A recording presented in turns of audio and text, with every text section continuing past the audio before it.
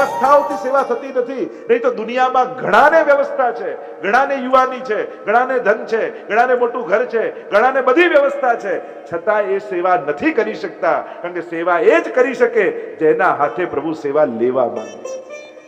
ભાવ પ્રકાશમાં હરિરાયજી સમજાવે છે. અને એટલા માટે કહ્યું કે અલૌકિક દેહનું દાન શ્રી ઠાકોરજી કરે છે. કિશોરીબાઈ પર યમુનાજીએ કેવી કૃપા કરી, એટલે જ યમુનાષ્ટકમાં કહ્યું ને, તનુ નવત્વ મેતાવતા. તનુ નવત્વનું દાન યમુનાજી કરે.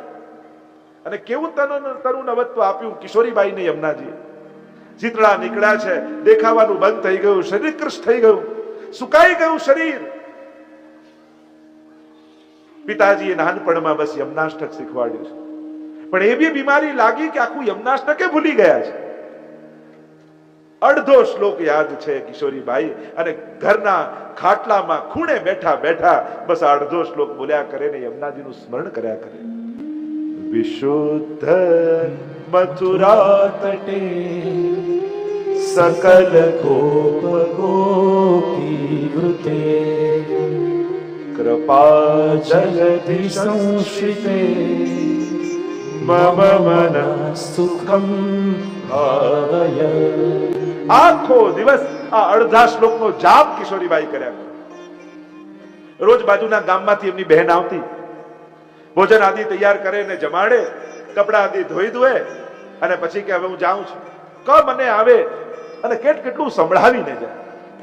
અને આજે તો એમ થયું, બહેનને જમાડી કિશોરીબાઈને, અને બહેન પણ કંટાળી કેવા લાગી કે કાલે જે થવું હોય થાય, કાલથી હું નથી આવતી.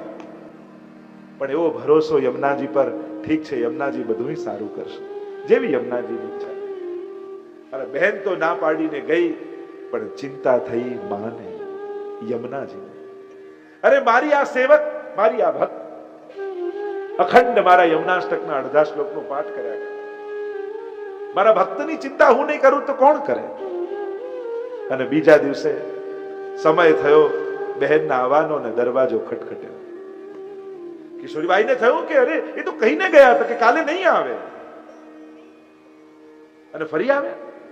જ્યાં ધીમે રહીને દ્વાર ખોલ્યું, દેખાતું નથી કિશોરીબાઈ. કોણ છે પૂછ્યું, અને યમુનાજીએ ધીમે રહીને મસ્તક પર હાથ ફેરવ્યો, કહ્યું અરે હું તારી બહેન, રોજ તો આવું છું. અને જ્યાં મસ્તક પર હાથ ફેરવ્યો ને રૂવાડા કિશોરીબાઈના ઉભા થઈ. બેન આજે તમે હાથનો સ્પર્શ કરાવ્યો, અને મને તો જાણે એમ લાગ્યું કે જાણે સાક્ષાત યમુનાજી મારા મસ્તક પર હાથ મૂક્યો. અને યમુનાજી કહે, તું આખો દિવસ યમુનાજીનો પાઠ કર્યા કરે ને યમુનાષ્ટકનો, અને એટલે તને એવો આભાસ થયો કે યમુનાજી હાથ મૂક્યો, યમુનાજી કોઈ આવતા હશે? ચાલ મારે ઘરના ઘણા કામ કરવાના છે. અને કિશોરીબાઈને ખાટલે બેસાડી યમુનાજી એના માટે રસોઈ બનાવે છે, એના વસ્ત્રો ધુએ છે, એને પોતાના હાથે કોળીઓ લઈને મુખમાં મૂકે છે.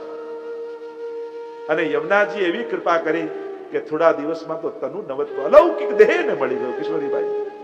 અને ગામમાં ગુસાઈજી પધાર્યા. ગુસાઈજીને ખબર પડી કે એની સેવા કરવા માટે યમુનાજી પોતે પધારે છે. કિશોરીબાઈ દંડવત કરવા ગયા, અને ત્યારે ગુસાઈજીએ પૂછ્યું, કિશોરીબાઈ તને ખબર છે કે તારી સેવા ચાકરી કરવા કોણ આવે છે? કિશોરીબાઈ કહે, હા મારી બહેન આવે છે. ગુસાઈજીએ કહ્યું, તારી બહેન નહીં, એ આપણા બધાની માં શ્રી યમુનાજી તારી ચાકરી કરે. અને આ સાંભળતાની સાથે ચોધાર આંસુએ કિશોરીબાઈ રડવા લાગ્યા. અરે યમુનાજી, મારા માટે આપે આવો શ્રમ દીધો, મને પડી રહેવા દેવી હતી, પણ મારા માટે આપ આવો શ્રમ લો તો મારી તો વૈષ્ણવતા લાગે. પણ યમુનાજીની કૃપાથી તનુ નવત્વનું દાન કિશોરીબાઈને થઈ ગયું. હરિરાયજી આજ્ઞા કરે છે, પ્રભુ જેની દીનતાથી પ્રસન્ન થાય ને એને તનુ નવત્વ આપે, અને અલૌકિક સામર્થ્ય આપે, એને સેવા ઉપયોગી દેહ આપે. અને હું તો આજે ઘણા વૈષ્ણવને ઓળખું છું, એવા સેવામાં જાય ને તો માળાએ પરોવી લે, મોતીની માળા બનાવી લે, ફૂલની માળા બનાવી લે, બધા શૃંગાર વસ્ત્ર બધું કરી લે, દોડીને જાતે સામગ્રી કરી લે, પણ જ્યાં સેવામાંથી બહાર આવે ને તો બે ડગલું ના ચાલી શકે. એવા ઘણા વડીલોને હું ઓળખું છું. 100 વર્ષના એવા માજીઓ છે, પોતાની જાતે હજે સખડી બોક ધરે છે, પણ જયારે સેવાની બહાર આવે ને ત્યારે એક ડગલું ચાલુ હોય તો હાથ પકડવો પડે. ગિરાજજીમાં એક રહેતા અમારા વૈષ્ણવ, ત્યાં ફૂલવાલી બાઈ તરીકે પ્રસિદ્ધ છે. 85-90 વર્ષની એમની ઉંમર, પણ નિયમ 365 દિવસ એ ગિરિરાજજીની પરિક્રમા કરે. અને ગિરિરાજજી એ ફૂલની માળા બનાવે અને એ જ માળા ગિરિરાજજી ધરે. બીજો કોઈ બનાવે તો ગિરિરાજજીમાંથી વળી જ થઈ જાય. 365 દિવસ એની ફૂલની માળા જાય. મુંબઈમાં બહુ મોટી હોટેલ ને ઘણો મોટો વેપાર, પતિ પત્ની બધું જ છોડી અને ગિરિરાજજીની સેવા માટે જતીપુરામાં રહે. 305 તમે એમને જુઓ તો તમે માનો નહીં, બિલીવ ના કરો તમે કે આ ગિરિરાજજીની પરિક્રમા કરી શકતા હશે. કારણ કે ઘરે મળવા જાઓ તો 2 ડગલાએ ચાલુ હોય તો 2 જણાએ હાથ પકડવો પડે. પણ એ વૈષ્ણવ વિચાર કરો, વ્રજમાં કેવી ઠંડી, કેવો વરસાદ, કેવી ગરમી, 365 દિવસ ગિરિરાજજીની, અને એને જોઈને આપણને એમ લાગે કે ઠાકોરજી આને અલૌકિક સામર્થ્ય આપ્યું છે. આ આંખે જોયેલું છે.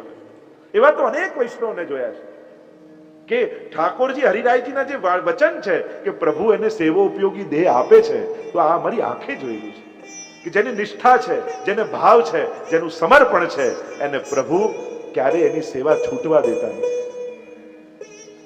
અને આમ હરિરાયજી કહે એનું હૃદય વિશુદ્ધ કરી અને ઠાકોરજી એના હૃદયમાં પ્રવેશ કરે છે, એવી કૃપા કરે છે.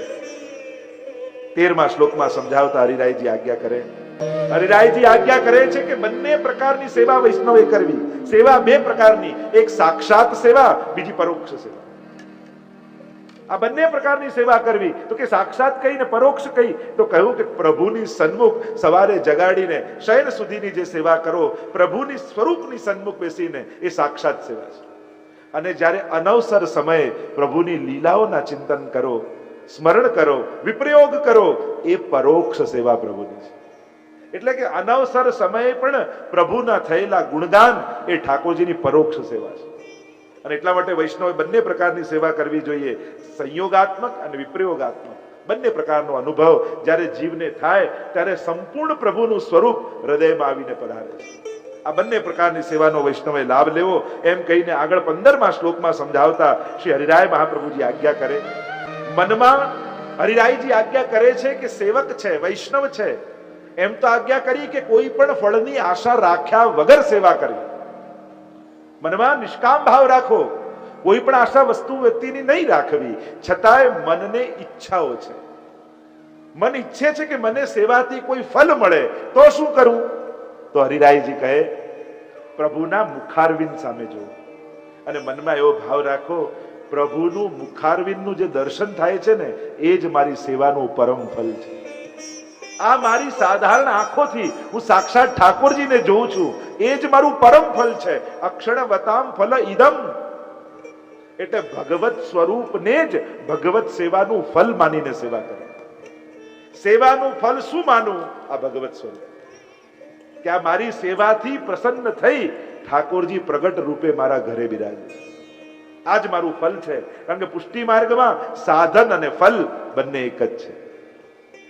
અહીંયા સાધન શું? ભગવત સેવા. ફલ શું? ભગવત સેવા. આજે સેવા કરી એનું ફલ શું? કે કાલે સેવા વધારે ઉત્સાહ અને ભાવથી થાય તો માનજો કે આજની સેવા ઠાકોરજી સ્વીકારી છે.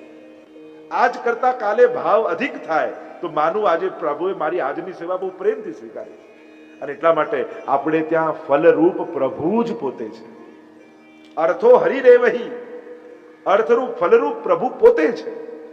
અને એટલા માટે પ્રભુને ફલરૂપ માનવા, અને કારણ કે પ્રભુ જ આનંદ, સદાનંદો અને ભક્ત ભાવાત્મકત્વતઃ, એમ કહ્યું. કારણ કે ભાવાત્મક પ્રભુ છે અને ફલાત્મક પ્રભુ છે.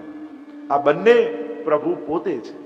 કારણ કે પ્રભુ આનંદ રૂપ છે, આનંદ જ પરમ ફલ છે. અને એટલા માટે તો વેદમાં પરમાત્માનું સ્વરૂપ શું કહ્યું? આનંદ માત્ર કરપાદ મુખોદરાદિ. એ પરમાત્મા કેવા છે? તો કે આનંદ રૂપ છે. અને એટલા માટે જ નંદ મહોત્સવમાં આપણે શું કહીએ? નંદ ઘેર આનંદ ભયો. કારણ વેદમાં પરમાત્માને આનંદ રૂપ કયો છે. અને એટલા માટે વેદનો પરમાત્મા નંદ બાબાના ઘરે પ્રગટ થયો એટલે કહીએ નંદ ઘેર આનંદ ભયો. પછી કહીએ કોણ? તો કે જય કનૈયાલાલ, એ કૃષ્ણ નામે થયો. અને એ જ નંદ બાબાના ઘરે પ્રગટેલા કૃષ્ણ લક્ષ્મણ ભટ્ટજીના ઘરે પ્રગટ થયા એટલે આનંદ પરમાનંદ શ્રી કૃષ્ણાસ્યમ કૃપા. એ જ વલ્લભ રૂપે પ્રગટ થયા. અને એટલા માટે બે વાત કરી, આનંદાત્મક પ્રભુ છે એટલે કે ભાવાત્મક પ્રભુ છે અને ફલાત્મક પ્રભુ છે. પ્રભુ પોતે ફલરૂપ છે. આમ આગળ હરિરાયજી આજ્ઞા કરે છે કે આ બધું થાય, પણ ક્યારે થાય? દીનતા ક્યારે આવે? પ્રભુ ફલરૂપ ક્યારે લાગે? પ્રભુની પ્રસન્નતા કેમ પમાય? તો હરિરાયજી કહે કે કોઈ ભગવદીનો સંગ થાય ને ત્યારે હૃદયમાં દીનતા આવે. તો અચ્છા, ભગવતી પ્રસન્ન થાય, ભગવતીની કૃપા થાય તો દીનતા આવે. તો એ ભગવતી કોને જાણવા, કોને માનવા, ભગવતી કેવા હોય, કોને પરમ વૈષ્ણવ કહેવો? તો એના લક્ષણ 21, 22 અને 23 આ 3 શ્લોકમાં ભગવતીના લક્ષણ હરિરાયજી સમજાવે છે કે આવા ભગવતીની કૃપા જો થાય તો પ્રભુ આપણા પર પ્રસન્ન થાય. તો આ 3 શ્લોકમાં હરિરાયજી આજ્ઞા કરતા બોલ્યા 7 લક્ષણ પ્રાય ભગવતીઓના બતાવ્યા. આ 7 લક્ષણ જેની અંદર છે એ ભગવતી છે. પહેલું લક્ષણ કહેતા કહ્યું, જેને તદિયાસ્તુ નિજાચાર્ય ચરણે પરાયણા, જેને મહાપ્રભુજીના ચરણારવિંદમાં અનન્યાશ્રય હોય, શ્રી વલ્લભના ચરણોમાં દ્રઢતા જેને હોય એ ભગવતી છે. પુષ્ટિ માર્ગીય ભક્તનું પહેલું લક્ષણ એ છે, તમે નાથ દ્વારા ગમે તેટલી વાર પૂનમ ભરી આવો પણ વલ્લભના ચરણોમાં અનુરાગ નથી તો શ્રીજી દ્રષ્ટિ પણ આપતા નથી. અને એટલા માટે જેના મુખમાં શ્રી વલ્લભનું નામ હોય એના પર જ શ્રીજી દ્રષ્ટિ કરે છે. એટલે પહેલું ભગવતીનું લક્ષણ, કોઈ ગમે તેટલો દુનિયામાં વિદ્વાન હોય પણ એના સંગથી કૃપા શ્રીજીની નથી મળવાની. શ્રીજીની કૃપા ક્યારે થશે? તો આ 7 લક્ષણ બતાવે. આવા ભગવતીનું લક્ષણ કરજો. અને એમાં પુષ્ટિ માર્ગી ભગવતીનું પહેલું લક્ષણ શ્રી વલ્લભના ચરણોમાં અનન્ય અનુરાગ. અનન્ય અનુરાગ.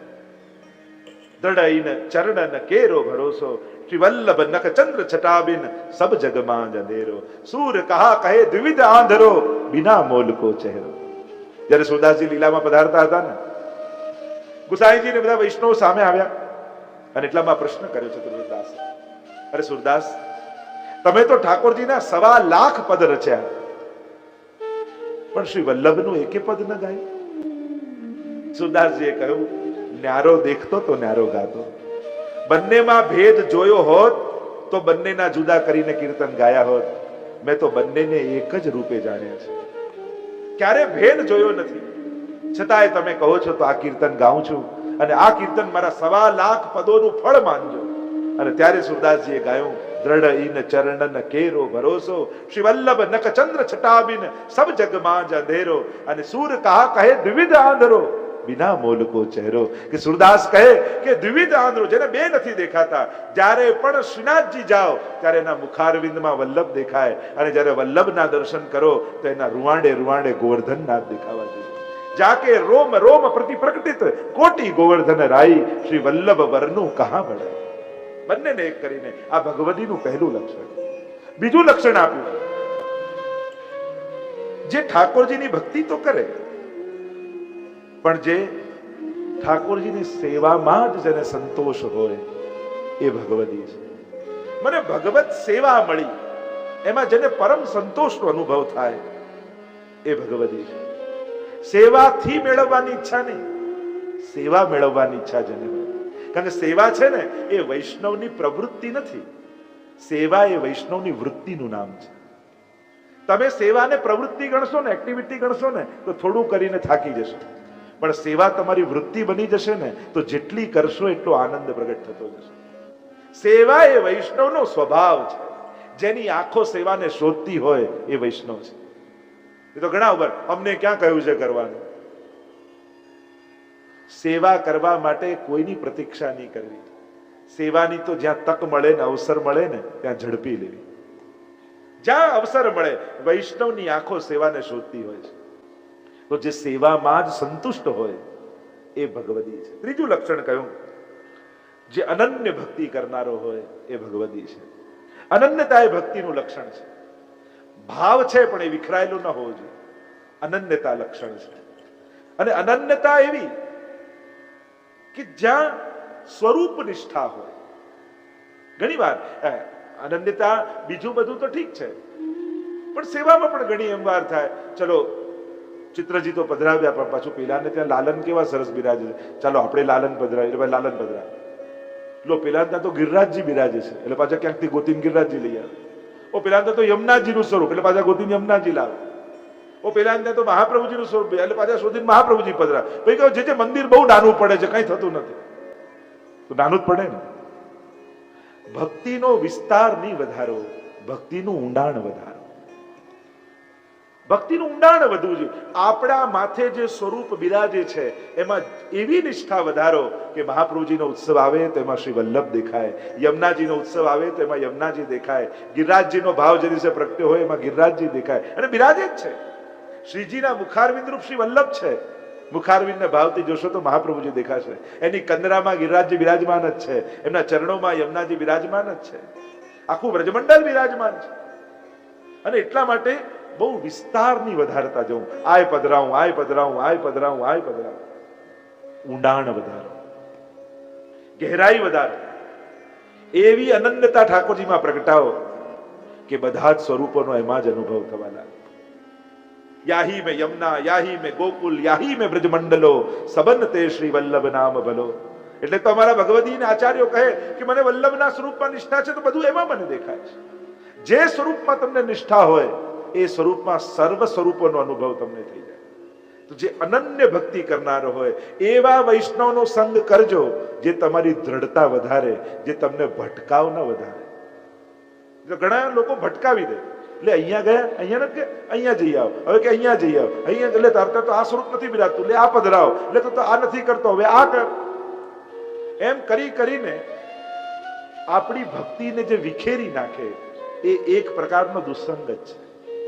સત્સંગ એવા વ્યક્તિનો કરવો જે ભગવાનમાં આપણું મન દ્રઢ કરી દે, વિચલિત ન કરે. ઘણા આવીને સત્સંગ નિમિત્તે આવીને પણ મન વિચલિત કરી જાય. લે તો ઠાકોરજીની કરો છો પણ ત્યાં તમે કંકુ ચડાવવા નથી જતા, ત્યાં આ ચડાવવા નથી જતા, એટલે તમારે ત્યાં આવું થાય છે. અને ખરાબ સંજોગો ચાલતા હોય એટલે માણસ બધું કરવા તૈયાર થઈ જાય અને આમ કરીને મન ચકડોળે ચડવા લાગે. આ નથી કરતા એટલે આમ થયું, પેલું નથી કરતા એટલે આમ થયું, એ જગ્યાએ નથી જતા પગે લાગવા એટલે આમ થયું. આમ કરી કરી તમને જે ભટકાવી દે એ એક પ્રકારનો દુસ્સંગ છે. એવા વ્યક્તિનો સંગ કરજો જે નિષ્ઠા વધારે. એના ઠાકોરજી છે ને બધું સારું થશે. પ્રભુ પર શ્રદ્ધા રાખ, ઠાકોરજી બધું ભલું કરશે. આમ કરીને પ્રભુના ચરણોમાં જે અનુરાગ જગાડે, અનન્યતા જગાડે એવા વૈષ્ણવનો જીવનમાં સંગ રાખજો. જે ભગવાનમાં શંકા ન પેદા કરે, શ્રદ્ધા પેદા કરે એવાનો સંગ કરો. ચોથું લક્ષણ કયું? જે કામ લોભથી મુક્ત હોય, સંતોષી હોય અને નિરપેક્ષ હોય એવા વૈષ્ણવનો સંગ કરો. કારણ લાલચુ વ્યક્તિનો સંગ કરવાથી તમારા મનમાં પણ એ લાલચ જગાડશે, લાલસાઓ જગાડશે.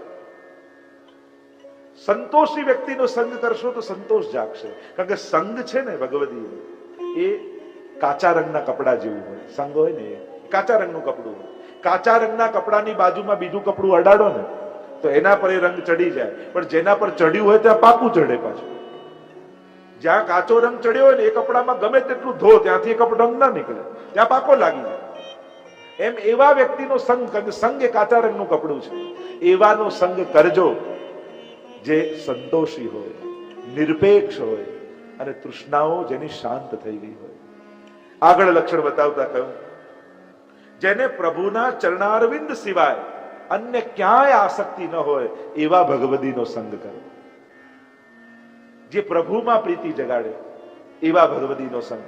આગળ કહ્યું જે પ્રાણી માત્રમાં હિતનો વિચાર કરનારો હોય એવા ભગવદીનો સંગ કરો. જે બધા ઉપર દયા રાખનારો.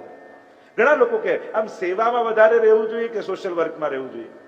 ઘણા લોકો સમાજ સેવા અને પ્રભુ સેવાને ઓપ્શન માને. અરે ઓપ્શન નથી. જે ઠાકોરજીને પ્રેમ કરતો હશે એને બધા ઉપર દયા સહજમાં આવવાની જ છે. એને બધા ઉપર કરુણા જાગે જ.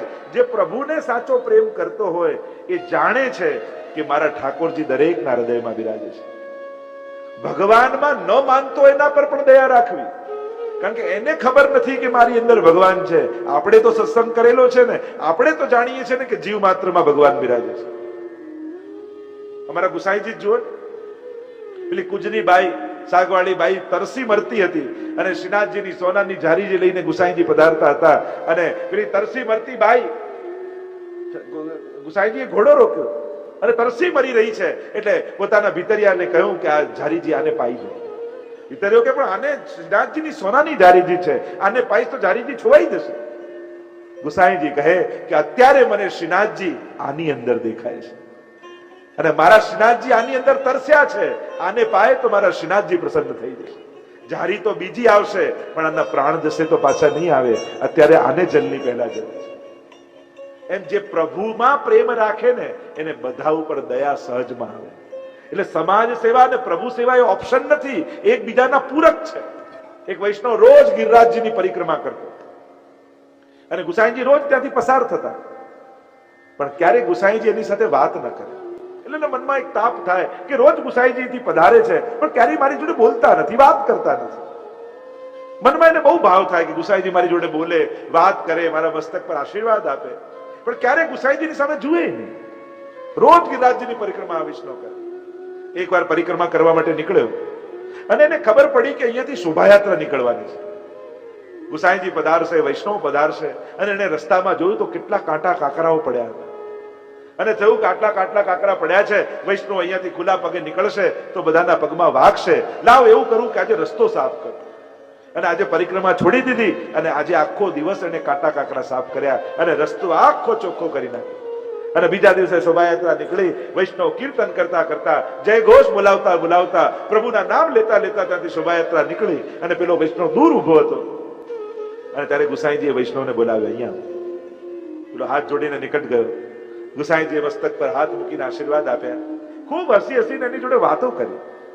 ત્યારે પેલા વૈષ્ણવ કહ્યું કે જયરાજ, રોજ હું અહીંયાથી નીકળતો પણ ક્યારે આપ મારી જોડે વાત ન કરતા, આજે આવી કૃપા કેમ કરી રહ્યા છો? ત્યારે ગુસાઈજીએ કહ્યું કે રોજ તું ગિરિરાજજીની પરિક્રમા કરતો પણ એ તું તારા માટે કરતો, પણ આજે તે વૈષ્ણવના સુખનો વિચાર કર્યો છે એટલે હું તારા પર પ્રસન્ન થયો. આજે ભલે તારી પરિક્રમા ન થઈ પણ તે વૈષ્ણવના સુખનો વિચાર કર્યો કે કોઈને વાગી ન જાય. તો જે સર્વનું હિત કરનારા હોય એ ભગવદી છે. અને એટલા માટે જે પ્રભુની સેવા કરે ને એને તો બધા ઉપર દયા રાખે. પોતાનો ગમે તેટલો શત્રુ હોય, ભગવાનના નાય માનતો હોય, બીજાને માનતો હોય તો ઠીક, જે ભગવાનના ન માનતો હોય એના પર બી વૈષ્ણવે તો કરુણા રાખવી જ. એક વ્યક્તિ હતો ને વરસાદ પડતો હતો ને દોડી દોડીને એક મકાન હતું ને છાપરા નીચે ઉભો રહી ગયો. એને થાય કે વરસાદ બંધ થાય પછી નીકળું. અને સવાર ગઈ, બપોર થઈ, સાંજ પડી, ભૂખો તરસો પેલો છાપરા નીચે ઉભો. એટલે જે ઘરના નીચે ઉભો હતો એ ઘરના માલિકને એમ થયું કે આ બિચારો સવારથી ભૂખો તરસો ઉભ્યો છે, લાવ એને બોલાવું ને એને કંઈક જમાડી દો. સવારથી એને કંઈ લીધું નથી એટલે એને ઘરે બોલાવ્યો પેલા વ્યક્તિને. ભોજનની તૈયારી કરી, બંને થાળી મૂકી, બંને બેઠા અને કહ્યું ચાલો ભગવાનને યાદ કરીને ભોજન કરીએ. તો જે બહારથી અંદર આવેલો એને કહ્યું કે હું ભગવાનમાં માનતો નથી એટલે તમે યાદ કરી લો, હું જમવા લાગુ છું. પેલો કે એક તો તું ભૂખો તરસો બહાર ઉભો હતો, સવારથી સાંજ સુધી મેં તને જોયો, એક તારા પર દયા કરી, ઘરમાં લાવ્યો, તારા માટે ભોજન બનાવ્યું, અને એમ કે ભગવાનમાં નથી માનતો. અને ભગવાનમાં ન માનતો હોય તો મારા ઘર ભોજન નથી, નીકળી જાય મારા ઘરમાં. પેલો તમે કહો તો જતો રહું, પણ હું ભગવાનમાં નથી માનતો. અને પેલો ભૂખ્યા પેટે ઘરમાંથી નીકળી ગયો. અને એટલામાં આકાશવાણી થઈ અને ભગવાન બોલ્યા કે તું મારો ભક્ત બને છે. પેલો મને 50 વર્ષનો એ થયો ને મને નહોતો માનતો તો એને 2 ટંક હું જમાડતો હતો અને તું 1 ટંક કે ના જમાડી શક્યો? એ મને નહોતો માનતો તોય પેટ ભરીને હું 2 ટંક જમાડતો હતો. તું મારો ભક્ત થઈને ન ખવડાવી શક્યો? સત્કર્મો કરવા નીકળ્યા હોઈએ ને ત્યારે સામે વ્યક્તિ કેવો છે એ બહુ વિચારવાનો પ્રયાસ નહીં કરો, નહીં તો પુણ્યોથી વંચિત રહી જશો. પુણ્યોથી વંચિત રહી જશો, તમે પુણ્યો કરી નહીં શકો. સત્કર્મો કરવા નીકળ્યા હોઈએ અને જે જરૂરિયાત જેને છે એ જ એની લાયકાત છે. ત્યારે એનો સ્વભાવ જોવા નહીં જવું, ત્યારે એની પ્રકૃતિ જોવા નહીં જવું, એની જરૂરિયાત જ એની લાયકાત છે. પેલા માણસની ભૂખ જ એની લાયકાત છે. તો સર્વજન પર જે દયા કરનારો હોય એ ભગવદી છે. આપણે શું વૈષ્ણવ મળે ને તો વૈષ્ણવમાં ચોપડી લઈને બેસી જઈએ કે આ બધા જ લક્ષણ છે કે નહીં. હવે બધા ના હોય પણ આમાંથી એક લક્ષણ પણ મળે ને તો એ ગુણનો સત્સંગ કરવો. આપણે કે આની ભાઈ કીર્તન થયું, કીર્તન તો બરાબર પણ બહુ ક્રોધી છે. પણ તારે ક્રોધનો સંગ ક્યાં કરવો છે? તારે તો કીર્તનનો સંગ કરવો છે. એ જયારે પણ મળે એની જોડે કીર્તનની જ વાત કાઢવી, બીજી કોઈ વાત કાઢે તો જય શ્રી કૃષ્ણ કરીને નીકળી જવું. મૂળ વાત છે આપણી અંદર સત્સંગ કરવાની વૃત્તિ છે. સવારે હું કહેતો કે સારો માણસ નહીં ગોતવો, માણસમાં સારાઈ ગોતવી કે આ માણસમાં કઈ સારાઈ છે અને સારાઈનો સંગ એ જ સત્સંગ. દરેક વ્યક્તિમાં કોઈ ને કોઈ ગુણ બિરાજમાન હોય અને ગુણનો સત્સંગ એ જ સત્સંગ છે. કોણે કહ્યું કે બધી જ વાત એની સાથે કરો? એનામાં જે ઉત્તમતા છે એની ચર્ચા કરવી. અને એટલે જ આપણા ભગવદીઓ તો કહે કે મિલે કબ શ્રી વલ્લભ કે પ્યારે, આવા વલ્લભીઓના પ્યારા અમને ક્યારે મળે. આવો તાપ આપણા ભગવદીઓને, આપણા આચાર્યોને, શ્રી હરિરાયજીને થાય છે કે મને આવા ભગવદીનો સંગ આપજો, જેથી એની સાથે સત્સંગ કરતા કરતા હું આ સંસાર સાગરને તરી જાઉં. એવો ભાવ કહેતા હરિરાય મહાપ્રભુજી કહે ભગવદીનો સંગ મને મળે એવું પ્રભુ પાસે માંગો. પ્રભુ પાસે એમ નહીં માંગો ને કે મને ભગવાન મળે તો ચાલશે, મને સેવા મળે તો ચાલશે, એક વસ્તુ માંગજો, મને કોઈ ભગવદીનો સંગ આપજો. જો આટલું માંગી લીધું ને તો એ સંગથી આ બધા જ ફળની તમને સહજમાં પ્રાપ્તિ થઈ. વાર્તા સાહિત્યમાં પ્રસંગ આવે છે 252 ની વાર્તામાં. દક્ષિણનો એક રાજા હતો ને ગુસાઈજીનો સેવક થયો, અને ગુસાઈજીની કૃપાથી એની એવી નિર્મલ બુદ્ધિ થઈ કે વૈષ્ણવમાં પરમ અનુરાગ એને થઈ ગયો. એટલે એના રાજ્યમાં, એના મહેલમાં કોઈ પણ કંઠીધારી વૈષ્ણવ આવે ને પોતે સિંહાસનમાંથી ઉભો થઈ જાય, વૈષ્ણવને ત્યાં બેસાડે અને એના ચરણ પખારે. એવી નિર્મલ બુદ્ધિ થઈ. કારણ કે વૈષ્ણવના સ્વાગતથી, વૈષ્ણવમાં પ્રેમ રાખવાથી પ્રભુ બહુ પ્રસન્ન થાય. અમારા હરિરાયજી તો કહે ને ઉનકે મન કી વો જાને મેરે મન જગદીશ. તમારા આંગણે પણ કોઈ વૈષ્ણવ આવે ને તો ઉંમરેથી ખાલી હાથે પાછો ન જતો રહે. આગ્રહ કરજો કે 2 મિનિટ પણ ઘરમાં પગલા પાડી લેજો. એ ભલે વેપારની વાત કરવા આવ્યો હોય, એ ભલે કોઈ લૌકિક પ્રસંગે આવ્યો હોય, પણ આપણે આપણી બુદ્ધિ અલૌકિક રાખવી.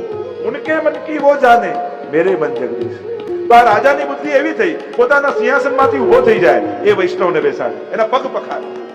એના જેટલા સગાઓ હતા એને ગમે નહીં કે આટલો મોટો દેશનો રાજા અને આવા કંઠીધારી કોઈ પણ આવે ને પોતાના સિંહાસનમાં બેસાડે છે. લાવવાની પરીક્ષા કરી.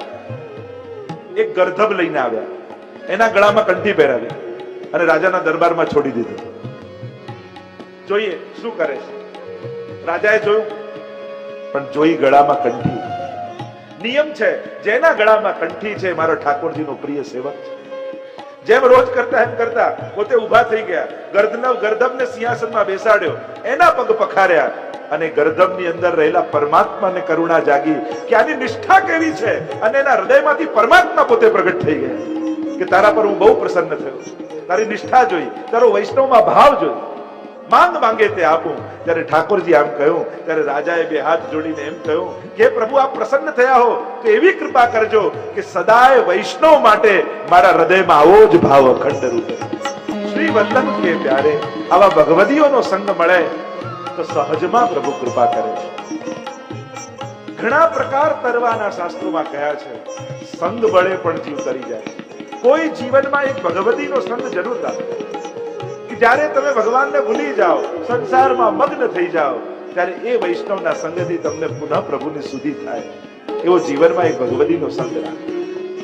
ઉપકાર માનવો પ્રભુનો જો કોઈ આવો સંગ પ્રભુએ આપ્યો છે.